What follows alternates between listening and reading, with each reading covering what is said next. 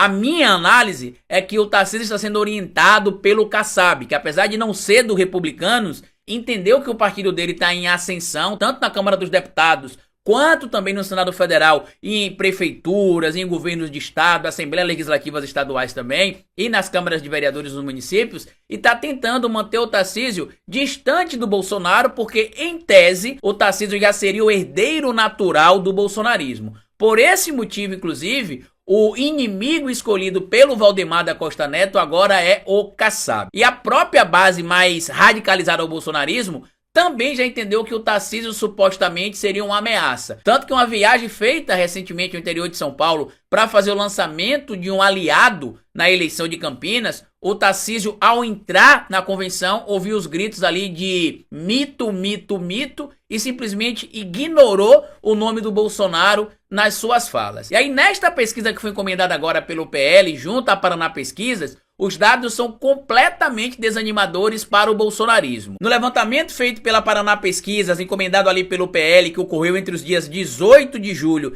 e 22 de julho, o levantamento apontou que 50,2% dos entrevistados afirmaram que não votariam de jeito nenhum em Jair Bolsonaro para presidente, e em segundo lugar estaria o presidente Lula com 48,1%, seguido por Michele Bolsonaro com 46,9% e na sequência o governador Tarcísio de Freitas com 38,5%. E apesar de ter uma rejeição menor que a Michele Bolsonaro, o Tarcísio de Freitas não consegue ter uma votação melhor que ela quando o adversário no segundo turno supostamente seria o presidente Lula. Mas mesmo assim, o objetivo do Valdemar, o objetivo do PL é tirar o Tarcísio do Republicanos e levar ele pro PL. Primeiro que esse resultado da pesquisa aí joga completamente água em qualquer plano que o PL tivesse em relação ao nome do Bolsonaro. Qualquer plano do próprio Bolsonaro, quem sabe ser candidato, começa agora a ficar enfraquecido.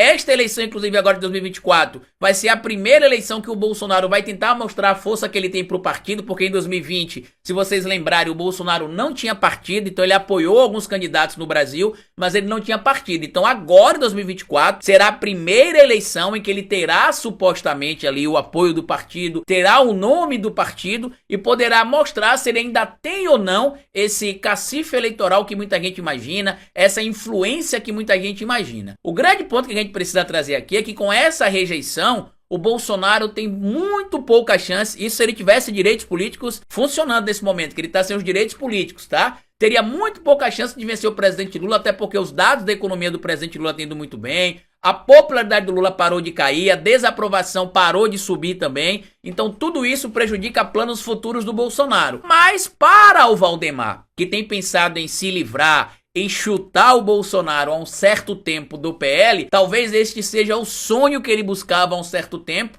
porque a gente já sabe que apesar da Michele querer uma carreira política, o foco do Valdemar com a Michele será provavelmente o Senado, já que várias pesquisas internas apontam que ela seria uma candidata muito forte pelo Distrito Federal e possivelmente seria eleita, já que na eleição de 2022 ela apoiou a Damares Alves, enquanto o Bolsonaro apoiou a ex-ministra Flávia Arruda, e a ex-ministra Flávia Arruda perdeu e a Damares Alves ganhou com o apoio da Michele. Agora a ideia seria concorrer a Michele junto com o governador Ibanez, e que em tese ambos ficariam cada um com uma cadeira. A Michele seria apoiada pela Damares e pelo próprio Bolsonaro, e o Ibanez supostamente seria apoiado também pelo Bolsonaro. Mas eu queria que vocês comentassem aqui, o que é que vocês acham sobre o futuro do Tarcísio, sobre o futuro do bolsonarismo? Eu já trouxe, inclusive, desde 2019, quando o Bolsonaro ainda tinha ali poucos meses da sua posse, eu falei, gente, a gente só vai conseguir enfraquecer o bolsonarismo lá para 2028, 2030. O bolsonarismo não veio como uma marolinha que vai passar de uma eleição para outra, não.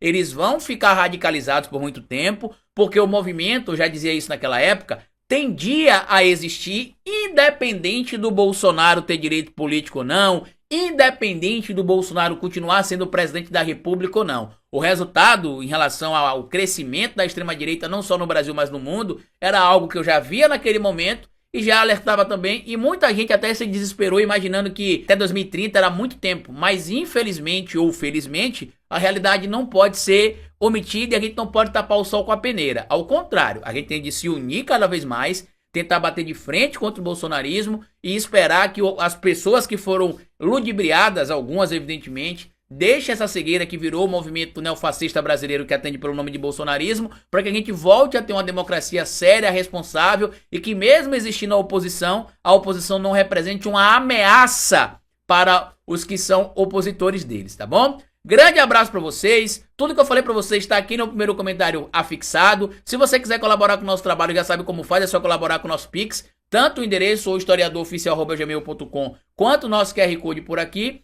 E até o nosso próximo encontro. Grande abraço e como a gente sempre diz no final de cada vídeo, é melhor escrever errada a coisa certa do que escrever certa a coisa errada. Patativa do Assaré.